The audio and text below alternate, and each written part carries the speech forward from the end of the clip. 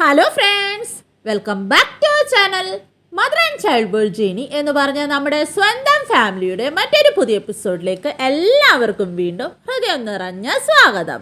ഞാൻ നിങ്ങളുടെ സ്വന്തം ജെനി. ഇന്നത്തെ നമ്മുടെ വീഡിയോ എന്ന് പറയുന്നത് നിങ്ങളുടെ സംശയങ്ങളും അതിനുള്ള ഉത്തരങ്ങളുമാണ്. അപ്പോൾ ഈ വീഡിയോ നിങ്ങൾ മാക്സിമം ഷെയർ ചെയ്യുക, കാരണം ഇതുപോലുള്ള ഡൗട്ട്സ് ഇനിയും ഒരുപാട് പേർക്കുണ്ട്.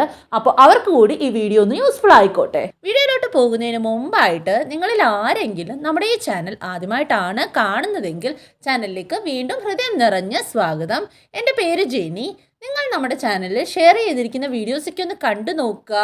വീഡിയോസൊക്കെ നിങ്ങൾക്ക് ഇഷ്ടമാകുന്നുണ്ട്, യൂസ്ഫുൾ ആകുന്നുണ്ട് എങ്കിൽ നമ്മുടെ ചാനൽ കൂടി ഒന്ന് സബ്സ്ക്രൈബ് ചെയ്ത് സപ്പോർട്ട് ചെയ്യുക. സബ്സ്ക്രൈബ് ബട്ടൻ്റെ തൊട്ടപ്പുറത്തുള്ള ബെല്ലൈക്കൺ കൂടി ഒന്ന് ഇനേബിൾ ചെയ്ത് വയ്ക്കുക. എന്നാൽ മാത്രമാണ് നമ്മൾ ഡെയിലി ഇൻഫോർമേറ്റീവ് ആയിട്ടുള്ള വീഡിയോസ് അപ്ലോഡ് ചെയ്യുമ്പോൾ അതിൻ്റെ നോട്ടിഫിക്കേഷൻസ് നിങ്ങൾക്ക് വേഗം തന്നെ കിട്ടുകയുള്ളൂ. അത് മാത്രമല്ല, നിങ്ങൾക്ക് നമ്മുടെ വീഡിയോസൊക്കെ യൂസ്ഫുൾ ആകുന്നുണ്ട് എങ്കിൽ തീർച്ചയായിട്ടും നിങ്ങളുടെ മറ്റുള്ള ഫ്രണ്ട്സിലേക്കും കൂടി ഈ വീഡിയോസൊക്കെ ഒന്ന് മാക്സിമം നിങ്ങൾ ഷെയർ ചെയ്ത് കൊടുക്കുക. അതുപോലെ വീഡിയോ ഒന്ന് ലൈക്ക് ചെയ്യുക. നിങ്ങളുടെ ഡൗട്ട്സും മറ്റും കമൻറ്റ് ചെയ്യുക. പേഴ്സണലായിട്ട് നിങ്ങൾക്ക് എന്തെങ്കിലും ചോദിക്കാനുണ്ടെങ്കിലോ എന്തെങ്കിലും മെസ്സേജ് അയക്കാനുണ്ടെങ്കിലോ തീർച്ചയായിട്ടും നമ്മുടെ വാട്സപ്പ് നമ്പറിലൂടെ നിങ്ങൾക്കത് മെസ്സേജ് അയച്ച് ചോദിക്കാവുന്നതാണ്. വാട്സപ്പ് നമ്പർ എങ്ങനെയാണ് ലഭിക്കുന്നതെന്നുള്ള എല്ലാ ഡീറ്റെയിൽസും ഞാൻ ഇവിടെ തന്നെ മെൻഷൻ ചെയ്തേക്കാം. അപ്പോൾ അതൊക്കെ ഒന്ന് ഫോളോ ചെയ്ത് വാട്സപ്പ് നമ്പർ എടുത്ത് നിങ്ങൾക്ക് നിങ്ങളുടെ ഡൗട്ട്സും മറ്റും ക്ലിയർ ചെയ്യാവുന്നതാണ്. ഇനി ഒട്ടും തന്നെ ഡിലേ ഇല്ലാതെ വേഗം നമുക്ക് നമ്മുടെ ഇന്നത്തെ വീഡിയോ സ്റ്റാർട്ട് ചെയ്യാം.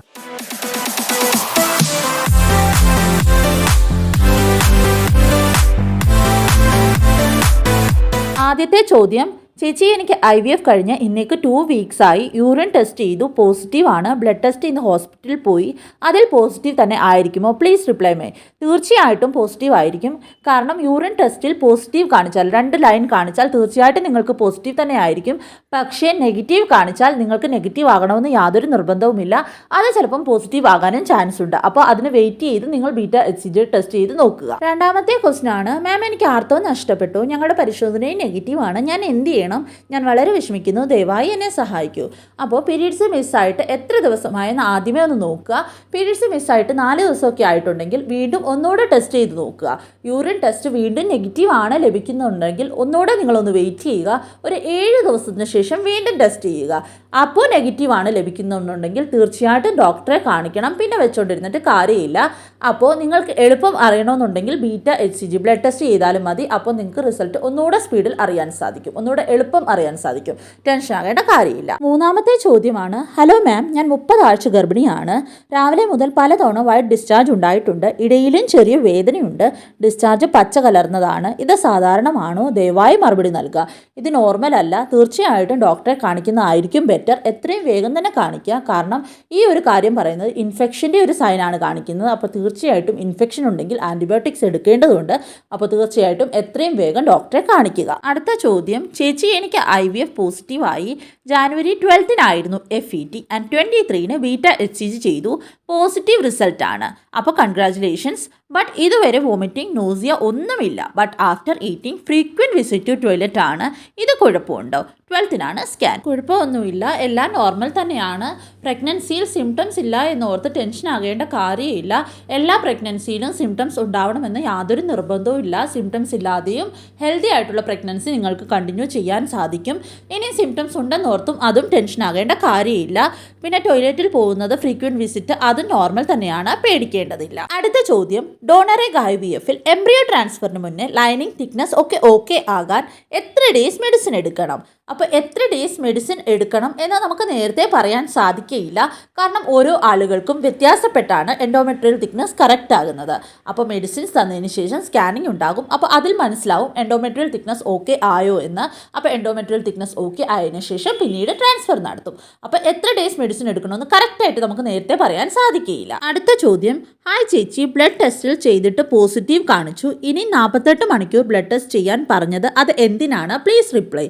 അപ്പോൾ β-HCG ടെസ്റ്റ് എപ്പോഴും നമ്മൾ ആദ്യം ചെയ്ത് നോക്കും. വാല്യൂ കുറച്ച് ലോ ആണെങ്കിൽ പോലും, എന്ന് പറഞ്ഞാൽ നല്ലവണ്ണം ലോ അല്ല, കുറച്ച് ലോ ആണെങ്കിൽ പോലും β-HCG വീണ്ടും 48 മണിക്കൂറിന് ശേഷം റിപ്പീറ്റ് ചെയ്യാൻ പറയാറുണ്ട്. അതെന്തിനാണെന്ന് പറഞ്ഞു കഴിഞ്ഞാൽ β-HCG 48 മണിക്കൂർ കൂടുമ്പോൾ ഡബിൾ ആവുകയാണ് ചെയ്യുന്നത് നോർമൽ പ്രഗ്നൻസിയിൽ. അപ്പോൾ നോർമൽ ആണോ ഹെൽത്തി പ്രഗ്നൻസി ആണോ എന്ന് മനസ്സിലാക്കാൻ വേണ്ടിയിട്ടാണ് 48 മണിക്കൂറിന് ശേഷം വീണ്ടും ടെസ്റ്റ് ചെയ്യാൻ പറഞ്ഞത്. അടുത്ത ചോദ്യം, ചേച്ചി എനിക്ക് മുൻപ് 4 വട്ടം അബോർഷൻ ഉണ്ടായിരുന്നു. ഇക്കാടെ കൗണ്ടിൽ മോട്ടിലിറ്റി ഇല്ല. മെഡിസിൻ ഇഞ്ചക്ഷൻ എടുത്തിട്ട് 15% ഉള്ളൂ. ഇപ്പോൾ ഞാൻ പിന്നെ പ്രഗ്നൻ്റ് ആയി. ഇന്നലെ സ്കാനിങ് ചെയ്തപ്പോൾ ഹാർട്ട് ബീറ്റ് ആയില്ല. 2 വീക്ക് ഒന്നുകൂടെ നോക്കാൻ പറഞ്ഞു. എനിക്ക് പ്രൊജസ്ട്രോൺ ടാബ്ലറ്റ് HCG ഇഞ്ചക്ഷൻ ഉണ്ടായിരുന്നു. സ്കാനിങ്ങിൽ ഹാർട്ട് ബീറ്റ് ഇല്ലാത്തതുകൊണ്ട് എടുക്കേണ്ട എന്ന് പറഞ്ഞു. അബോഷൻ ആകുമോ? എനിക്ക് താങ്ങാൻ പറ്റില്ല. അപ്പോൾ 6 വീക്ക് സ്കാനിങ് പറയുന്നത് 5 വീക്ക് 3 ഡേയ്സ് എന്നാണ്. അപ്പോൾ പ്രശ്നമില്ല, ഒന്നുകൂടെ നോക്കുക, സ്കാനിങ് ചെയ്ത് നോക്കുക. സ്കാനിങ് ചെയ്യുമ്പോൾ ഹാർട്ട് ബീറ്റ് വന്നിട്ടുണ്ട് എങ്കിൽ പ്രശ്നമൊന്നുമില്ല. ഇനിയും സ്കാനിങ് ചെയ്യുമ്പോൾ ഹാർട്ട് ബീറ്റ് വന്നിട്ടില്ല എങ്കിൽ എപ്പോഴും ഇങ്ങനെ അബോഷൻ ആകുന്നതിൻ്റെ കാരണം എന്താണെന്ന് കണ്ടുപിടിക്കാൻ വേണ്ടിയിട്ട് ഡീറ്റെയിൽഡ് ടെസ്റ്റിങ്ങിൻ്റെ ആവശ്യമുണ്ട്. അപ്പോൾ എന്ത് ടെസ്റ്റാണ് ചെയ്യേണ്ടത് ഞാൻ ഓൾറെഡി വീഡിയോ ചെയ്തിട്ടുണ്ട്. ആ വീഡിയോ ഒന്ന് നോക്കുക. ഏതായാലും ദൈവം സഹായിക്കട്ടെ, ഒന്നും തന്നെ വരാതിരിക്കട്ടെ. സ്കാനിങ് എല്ലാം നോർമലായിട്ട് വരാൻ വേണ്ടി ഞാനും പ്രാർത്ഥിക്കാം. അടുത്ത ചോദ്യം, ഗർഭാവസ്ഥയിൽ ദിവസവും ഗ്ലൂക്കോൺ ഡി കുടിക്കുന്നത് സുരക്ഷിതമാണോ, അതോ എനിക്ക് 2 അല്ലെങ്കിൽ 3 തവണ കുടിക്കാൻ കഴിയുമോ? അപ്പോൾ പ്രഗ്നൻസിയിൽ ഗ്ലൂക്കോൺ ഡി കുടിക്കുന്നത് കൊണ്ട് വലിയ കുഴപ്പമൊന്നുമില്ല, കുടിക്കാവുന്നതാണ്. പക്ഷേ എപ്പോഴും കുടിക്കേണ്ട, അതത്ര നല്ലതല്ല. പക്ഷേ ഇടയ്ക്കിടയ്ക്ക് കുടിക്കാം, ക്ഷീണമൊക്കെ തോന്നുമ്പോൾ കുടിക്കാം, അത് നോർമലാണ്, കുഴപ്പമൊന്നുമില്ല. അടുത്ത ചോദ്യം, ആദ്യം ബീറ്റ HCG ടെസ്റ്റ് ചെയ്തപ്പോൾ 115 ആണ്. പിന്നെ പീരീഡ്സ് ആയി. 2 ദിവസം കഴിഞ്ഞ് വീണ്ടും ചെയ്തു, അപ്പോൾ 65 ആയി. പിന്നെ 12 ദിവസം കഴിഞ്ഞ് ടെസ്റ്റ് ചെയ്തു, അപ്പോൾ 45 ആയി. ഇത് എന്തുകൊണ്ട്? പിന്നെ എന്താണ് ഞാൻ ചെയ്യേണ്ടത്? അപ്പോൾ തീർച്ചയായിട്ടും വെച്ചോണ്ടിരിക്കാതെ ഡോക്ടറെ കാണിക്കണം. കാരണം ആദ്യം ചെയ്തപ്പോൾ 115 ആയതുകൊണ്ട് തന്നെ പ്രഗ്നൻസി ആയിരുന്നു. പിന്നെ പീരീഡ്സ് ആയി എന്ന് പറയുന്നത് ബ്ലീഡിംഗ് ആണ്. 2 ദിവസം കഴിഞ്ഞ് ടെസ്റ്റ് ചെയ്തപ്പോൾ വീണ്ടും HCG കുറഞ്ഞ് 65 ആയിരിക്കുന്നു. പിന്നെ 12 ദിവസം കഴിഞ്ഞ് ടെസ്റ്റ് ചെയ്തപ്പോൾ വീണ്ടും HCG കുറഞ്ഞിരിക്കുന്നു. അപ്പോൾ അതിനകത്ത് മനസ്സിലാവുന്നത് എന്താണെന്ന് വെച്ച് കഴിഞ്ഞാൽ പ്രഗ്നൻ്റ് ആയിരുന്നു.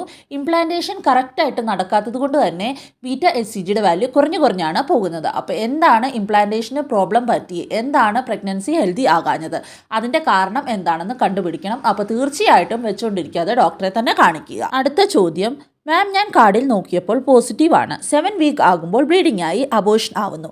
അത് എന്താ അങ്ങനെ? ഇങ്ങനെ 2 തവണ അബോഷനായി. ഇനി പിടിച്ചു കിട്ടാൻ എന്താണ് ചെയ്യേണ്ടത്?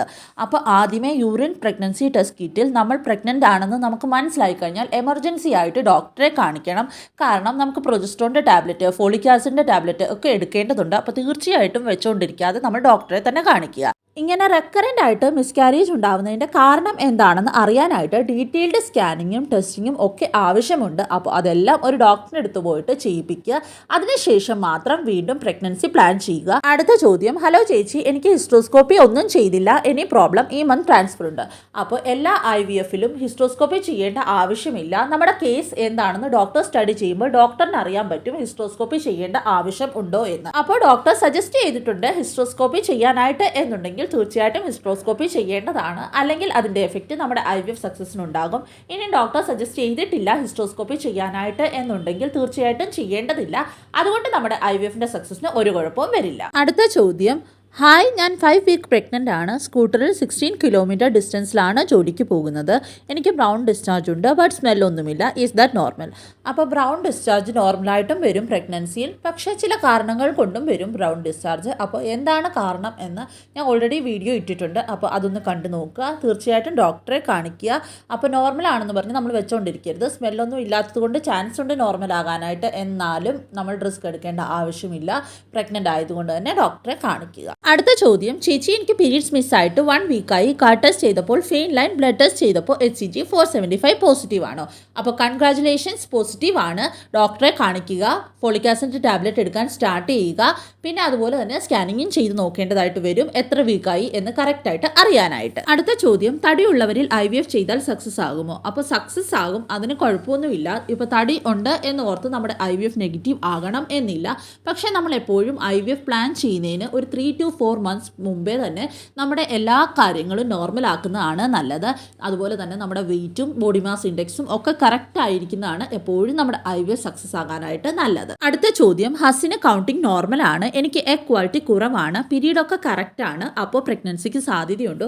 തീർച്ചയായിട്ടും പ്രഗ്നൻസിക്ക് സാധ്യതയുണ്ട്. ടെൻഷൻ ആകേണ്ട കാര്യമില്ല. എഗ് ക്വാളിറ്റി കുറവായതുകൊണ്ട് തന്നെ എഗ് ക്വാളിറ്റി ബെറ്റർ ആക്കാനായിട്ടുള്ള ടിപ്സ് ഫോളോ ചെയ്യുക. നമ്മുടെ ചാനലിൽ ഓൾറെഡി വീഡിയോ ഇട്ടിട്ടുണ്ട്. അപ്പോൾ ആ വീഡിയോ കണ്ടിട്ട് ആ വീഡിയോയിലെ ടിപ്സൊക്കെ ഫോളോ ചെയ്യുക. ഒരുപാട് പേർക്ക് റിസൾട്ട് കിട്ടിയ ഒരു വീഡിയോ ആണത്. അപ്പോൾ തീർച്ചയായിട്ടും ഫോളോ ചെയ്യുക. ഫോളോ ചെയ്തതിന് ശേഷം എഗ് ക്വാളിറ്റി ബെറ്റർ ആകും. തീർച്ചയായിട്ടും പ്രഗ്നൻസിക്ക് സാധ്യതയുണ്ട്. ടെൻഷൻ ആകേണ്ട കാര്യമില്ല. അടുത്ത ചോദ്യം, എനിക്ക് 40 വയസ്സ് കഴിഞ്ഞു. AMH 0.35 ആണ്. നോർമൽ ഗർഭം ആകുമോ? അപ്പോൾ AMH വളരെ കുറവാണ്. അതുപോലെ തന്നെ 40 വയസ്സ് കഴിഞ്ഞുകൊണ്ട് നമുക്ക് അധികം ടൈം ഇല്ല. നോർമൽ പ്രഗ്നൻസി ട്രൈ ചെയ്യുക. ഇനി നോർമൽ പ്രഗ്നൻസി ആയില്ല എങ്കിൽ വിഷമിക്കേണ്ട കാര്യമില്ല. IVFലോട്ട് പോകാവുന്നതാണ്. അപ്പോൾ തീർച്ചയായിട്ടും നമുക്ക് പ്രഗ്നൻ്റ് പ്രഗ്നൻ്റ് ആകാൻ സാധിക്കും. അപ്പോൾ ഇന്നത്തെ ഈ വീഡിയോയിൽ ഇത്രയും ക്വസ്റ്റ്യൻസ് ആണ്, ഇത്രയും ഡൗട്ട്സ് ആണ് ഉൾപ്പെടുത്തിയിരിക്കുന്നത്. ഇനിയും നിങ്ങൾക്കുള്ള ഡൗട്ട്സ് എല്ലാം നിങ്ങൾക്ക് താഴെ കമൻറ്റ് ചെയ്യാവുന്നതാണ്. അപ്പോൾ ഇന്നത്തെ വീഡിയോ ഇത്രയേ ഉള്ളൂ. ഈ ഒരു വീഡിയോ റിലേറ്റഡോ വേറെ ഏതെങ്കിലും ഒരു ടോപ്പിക് റിലേറ്റഡോ ഇനിയും നിങ്ങളിൽ ആർക്കെങ്കിലും എന്തെങ്കിലും ഡൗട്ടോ മറ്റു കൺഫ്യൂഷൻസോ ഉണ്ടെങ്കിൽ തീർച്ചയായിട്ടും നിങ്ങൾ കമൻറ്റ് ചെയ്ത് ചോദിക്കാവുന്നതാണ്. എന്തായാലും റിപ്ലൈ തന്നിരിക്കും. അപ്പോൾ പേഴ്സണലി നിങ്ങളിൽ ആർക്കെങ്കിലും എന്തെങ്കിലും ഡൗട്ടും മറ്റും ഷെയർ ചെയ്യാനുണ്ടെങ്കിൽ നിങ്ങൾക്ക് നമ്മുടെ വാട്സപ്പ് നമ്പറിലൂടെ അത് ഷെയർ ചെയ്യാവുന്നതാണ്. വാട്സപ്പ് നമ്പർ എങ്ങനെയാണ് ലഭിക്കുന്നത് എന്നുള്ള എല്ലാ ഡീറ്റെയിൽസും ഞാൻ ഇവിടെ തന്നെ മെൻഷൻ ചെയ്തേക്കാം. അപ്പോൾ അത് നോക്കിയിട്ട് നിങ്ങൾ വാട്സപ്പ് നമ്പർ എടുത്ത് വാട്സപ്പ് നമ്പറിലോട്ട് മെസ്സേജ് അയച്ച് നിങ്ങൾക്ക് ചോദിക്കാവുന്നതാണ്. നിങ്ങളുടെ ഡൗട്ട്സും മറ്റും ക്ലിയർ ചെയ്യാവുന്നതാണ്. ഈ വീഡിയോ നിങ്ങൾക്ക് യൂസ്ഫുൾ ആയിട്ട് തോന്നുന്നുണ്ട് എങ്കിൽ തീർച്ചയായിട്ടും ഈ വീഡിയോ മറ്റുള്ള ഫ്രണ്ട്സിലേക്കും കൂടി ഒന്ന് ഷെയർ ചെയ്ത് കൊടുക്കുക. അതുപോലെ തന്നെ വീഡിയോ ഒന്ന് ലൈക്ക് ചെയ്യുക. നമ്മുടെ ചാനൽ നിങ്ങൾക്ക് യൂസ്ഫുൾ ആയിട്ടുണ്ട് എങ്കിൽ നമ്മുടെ ചാനൽ നിങ്ങൾ ഇതുവരെയും സബ്സ്ക്രൈബ് ചെയ്തിട്ടില്ല എങ്കിൽ തീർച്ചയായിട്ടും നമ്മുടെ ചാനൽ കൂടി ഒന്ന് സബ്സ്ക്രൈബ് ചെയ്ത് സപ്പോർട്ട് ചെയ്യുക. സബ്സ്ക്രൈബ് ബട്ടൻ്റെ തൊട്ടപ്പുറത്തുള്ള ബെല്ലൈക്കൺ കൂടി ഒന്ന് പ്രസ് ചെയ്ത് അതിൽ ഓൾ എന്നുള്ള ഓപ്ഷൻ കൂടി ഒന്ന് എനേബിൾ ചെയ്ത് വെക്കാനായിട്ട് നിങ്ങൾ ആരും മറക്കരുത്. അപ്പോൾ മാത്രമാണ് നമ്മൾ ഡെയിലി ഇൻഫോർമേറ്റീവ് ആയിട്ടുള്ള വീഡിയോസ് അപ്ലോഡ് ചെയ്യുമ്പോൾ അതിൻ്റെ നോട്ടിഫിക്കേഷൻസ് നിങ്ങൾക്ക് മുടങ്ങാതെ ലഭിക്കത്തുള്ളൂ. അപ്പോൾ ഇനിയും അടുത്തൊരു ഇൻഫോർമേറ്റീവ് വീഡിയോയുമായിട്ട് നമുക്ക് ഉടനെ തന്നെ കാണാം. അതുവരെയും എല്ലാവരും ഹാപ്പി ആയിട്ടിരിക്കുക, സേഫ് ആയിട്ടിരിക്കുക, പോസിറ്റീവ് ചിന്തയോടുകൂടി തന്നെ ഇരിക്കാൻ ശ്രമിക്കുക. Bye bye, God bless you.